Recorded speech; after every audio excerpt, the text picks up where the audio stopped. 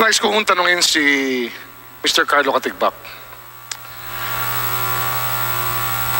Ito bang hearing natin ngayon, itong nakaraan ng mga hearing, pang-11 na ho ito, Mr. Chairman, no?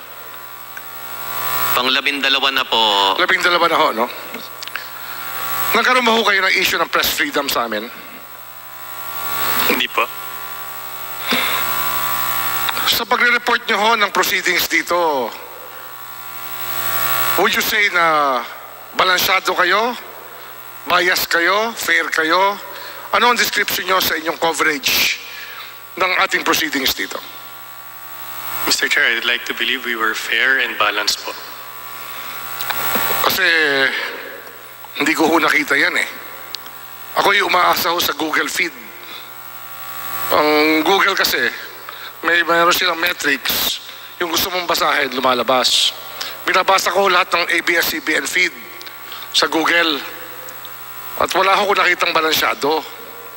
Ang mga kagaya ho, ng example, citizenship. Ang inyong sinabi, Gabby Lopez is 100% Filipino. Hindi nyo naman sinabi siya American citizen.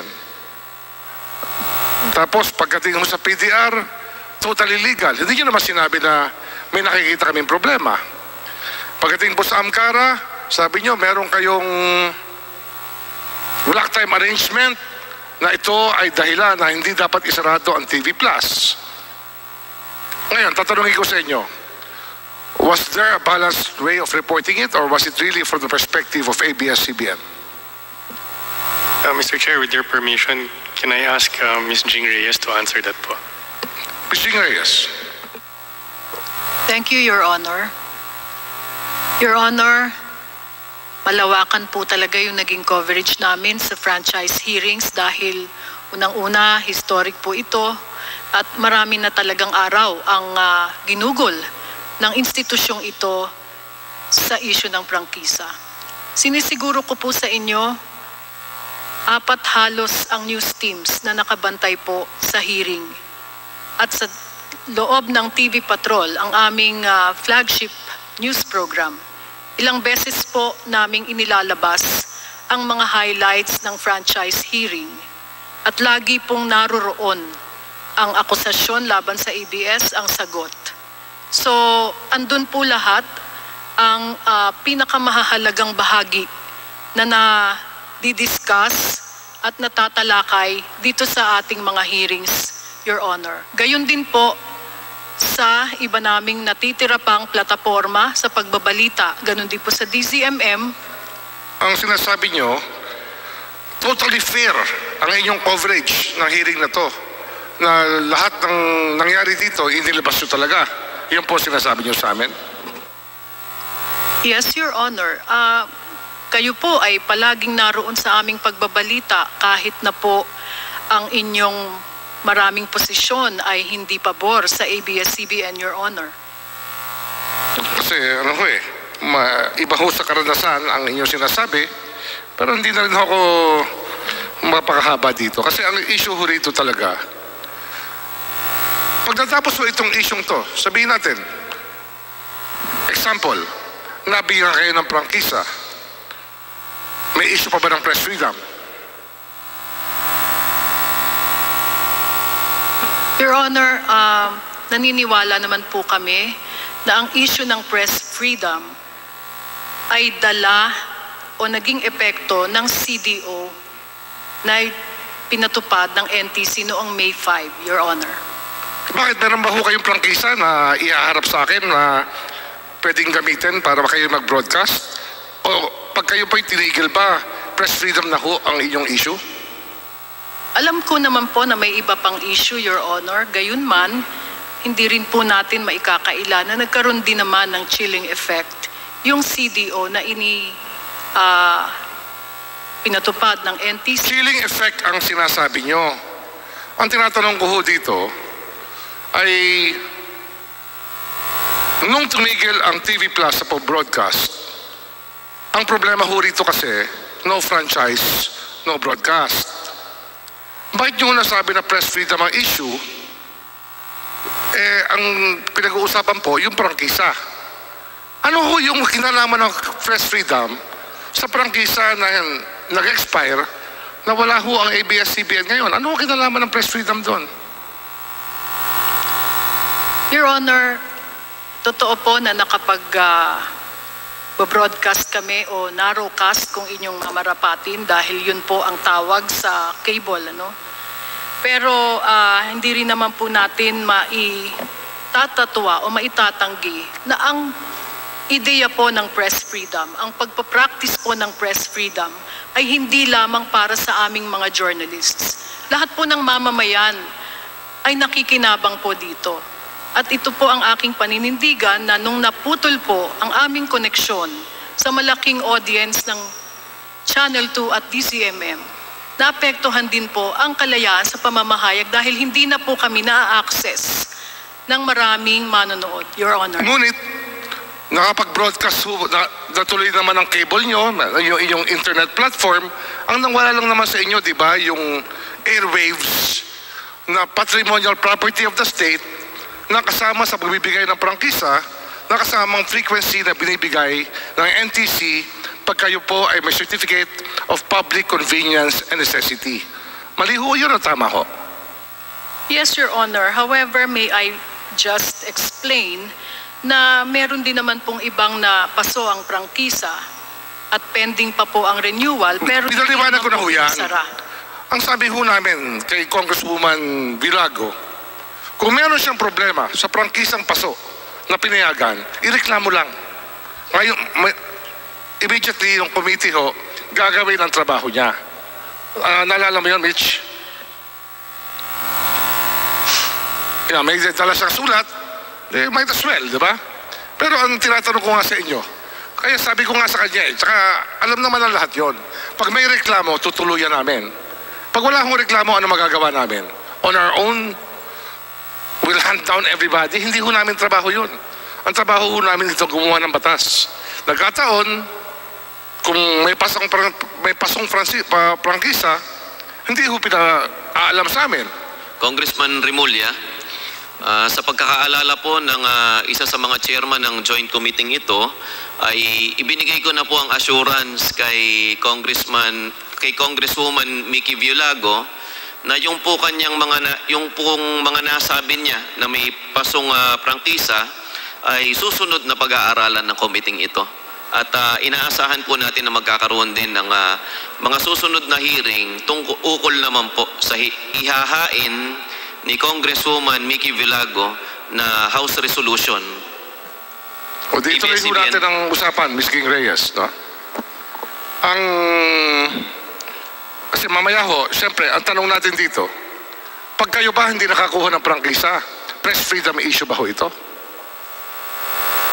Maaaring yan po ang maging paninindigan ng mga mamamahayag, Your Honor. Paano ho naging press freedom issue yun? Eh kung tinimbang ka, ngunit kulang, ano hong gagawin namin? Sasabihin namin, sapat pa rin ang timba, kahit kulang? Your Honor, may you repeat the question? I'm sorry. Ika nga ho, sa Tagalog, tayo naman yung marunong mag-Pilipino no? Pag sinabing tinimbang ka, ngunit kulang, you were weighed and you were found wanting. Yan po ay isa sa mga desisyon na posible sa committee ito. Kayo po ay dumadaan tayo ngayon sa isang proseso na siniscrutinize sa inyong prangkisa, pinag-aaralan. Kung sabihin namin na makita ho ng committee na meron kayong pagkukulang at marahil ay hindi mo na dapat bigyan ng prangkisa, ito ba'y press freedom issue? Naninindigan po ako na magiging kabahagi niyan ang issue ng malayang pamamahayag, Your Honor. Kaya ang sinasabi nyo, pag nabigyan kayo ng prangkisa, walang issue ng press freedom. Pag hindi kayo nabigyan ng prangkisa, masama kami dahil nag-violate kami ng press freedom. Yun po yung blackmail nyo sa amin. I am not blackmailing this honorable body, Your Honor. Ano ang tawag nyo ron? Kasi naririnig ko na kagad. Kung sabihin natin, hindi tayo matuloy sa pagbibigay ng prangkisa, babanatan nyo kami. Ganon ho yun. No, Your Honor. Hindi po namin kayo babanatan. Sasabihin lang po natin kung ano ang magiging outcome ng hearings ng Congress. Kasi siyempre sa karanasan po namin, ako po'y malapit na mag-senior citizen eh. At since 1987, kaya memorable po sa akin yan. Ako po ay kumuha ng bar noong 1987. Graduate po ako ng College of Law sa UP. Kumuha ako ng bar. At yun din yung panahon na bumalik ang ABS-CBN sa ere after martial law. Ang nakalata ko lang po, sinabi ko sa sinulat ko to sa aking post sa internet, sa Facebook, 33 taon. Sinabi ko kay Mr. Mark Lopez to, 33 years na ho. Walang tigil ho kayong tirahin nyo ang gobyerno, ang kongreso, kung sino man. Ang tawag nyo nga sa congressman, di ba ho? Ms. Jing, hindi ba nyo narinig yun sa mga tao nyo na ganun ho ang trato sa kongreso ng inyong news department at sa inyong public affairs programs? Lagi hong inaalipusta ang imahe ng public servants? Your Honor, malaki po ang respeto ko sa mga tao sa gobyerno. Like journalism, politics, and being public servants is a noble calling. At malaki po ang resources na we devote a big number of our resources to covering government institutions and agencies. Hindi po namin kayo hinahamak o nilalait or ridicule, Your Honor. Ang sarap kong pakinggan yan eh. Pero sa karanasan namin, parang malayo po sa totoo eh. Teleserye o Biscori, sabihin mo sa akin kung mali o tama. Lahat ko ng kontrabida, masamang tao, laging congressman, governor, mayor, lagi kong gano'n na lang, ayun yung pinapalabas sa taong bayan. Ginagawa kami na ehemplo ng kasamaan. Ano ba kung nakain namin o pinakita namin sa inyo na para ang lahat po na naglilingkod sa bayan ay in the service of the Filipino people, ABS-CBN na lang, at yung mga government official, lahat abusado. Bakit po gano'n ang pinalalabas na ABS-CBN? Your Honor, will you allow me to answer? Opo, kaya tinatanong kayo eh. Opo. Your Honor, with all due respect, hindi po lahat ng aming mga kontrabida ay masasamang government official. Marami po kaming mabubuti. Pangako sa iyo, isa pa lamang, and these are roles of mayors, governors, congressmen po. Ang isang character po na di mabuti that plays the role of a government official is in no way po a representation of government officials in real life, Your Honor. With due respect po, Your Honor, marami po kaming mga nanay sa mga teleserye na nang-aapi ng mga adoptive children. Pero hindi po ibig sabihin na lahat ng nanay po sa mundo ay mang-aapi na ng adoptive children or the real children in real life. Yun Mr. lang Chairman, po, Your Honor. ang issue kasi rito, ang nakikita ko, na dapat mapag-usapan talaga, itong bias kasi, ang problema, dahil may mind control po, may control po sa utak ng tao, ang mass media. Kaya sa ating saligang batas, nung ito ay binuo ng mga nauna sa atin, sa mga framers ng ating constitution, ang sinabi na mahigpit ng ating framers ng constitution, mass media should be owned and controlled by Filipinos. Isa pa lang ho yan.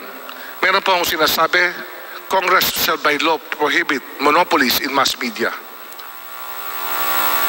Ang ibig sabihin, no sa mga debate ho ng Constitutional Commission, lagi ho nilang iniisip ang impluwensya ng mass media sa pag-iisip ng taong bayan.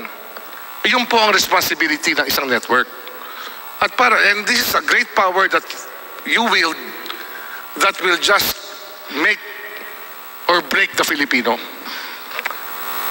And lumalabas po kasi rito, pag very powerful po kayo, para wala nang tigil na inaalipusta na lang ang mga opisyal ng gobyerno, ang mga mamamayan, yung mga